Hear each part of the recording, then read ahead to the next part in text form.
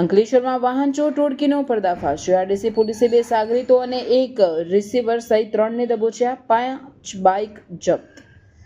ઔદ્યોગિક નગરી અંકલેશ્વરમાં છેલ્લા કેટલાક સમયથી વધતી જતી વાહન ચોરીની ઘટનાઓએ પોલીસ અને જનતાની ઊંઘ હરામ કરી હતી, ત્યારે અંકલેશ્વર જીઆરડીસી પોલીસને આ મામલે મોટી સફળતા મળી છે। પોલીસે ટેકનિકલ સર્વેલન્સ અને બાતમીદારોના આધારે વાહન ચોરી કરતી ગેંગના 2 સાગરીતો અને ચોરાયેલા વાહનો ખરીદનાર ગેરેજ સંચાલક સહિત કુલ 3 ઇસમોની ધરપકડ કરી છે। ઘટનાની વિગત મુજબ મોતાલી ગામની શ્રીકુંજ સોસાયટીમાં રહેતા રાજુ કુમાર પ્રજાપતિ પોતાના મિત્રની અંદાજે 20,000ની કિંમતની મોટરસાયકલ લઈને વડકોદરા સ્થિત એપલ પ્લાઝા પાસે ગયા હતા।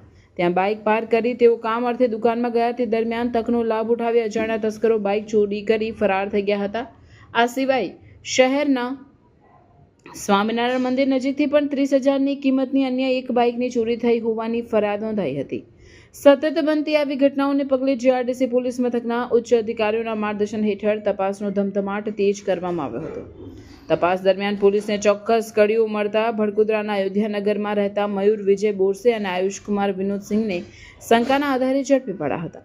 પોલીસની કડક પૂછપરછમાં આ બંને શખ્સો ભાંગી પડ્યા હતા અને કબૂલાત કરી હતી કે તેઓના શહેરના અલગ અલગ વિસ્તારોમાંથી કુલ 5 જેટલી બાઇકોની ચોરી કરી છે। વધુમાં ચોંકાવનારો ખુલાસો એ થયો હતો કે આ ચોરીના વાહનો તેઓ કોસંબડી વિસ્તારમાં આવેલા આયન ઓટો ગેરેજના માલિક મોહમ્મદ અનસ શમસુલ હસન સિદ્દીકીને વેચી દેતા હતા।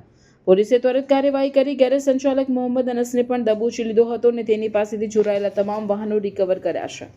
હાલમાં પોલીસે 3 આરોપીઓ વિરુદ્ધ કાયદેસરનો ગુનો નોંધી જેલના સળિયા પાછળ ધકેલી દીધા છે। આ ટોળકી સાથે અન્ય કોઈ શખ્સો સંડોવાયેલા છે કે કેમ અને તેઓએ અન્ય કયા વિસ્તારોમાં હાથ ફેરો કર્યો છે તે દિશામાં પોલીસે તપાસના ચક્રો ગતિમાન કર્યા છે।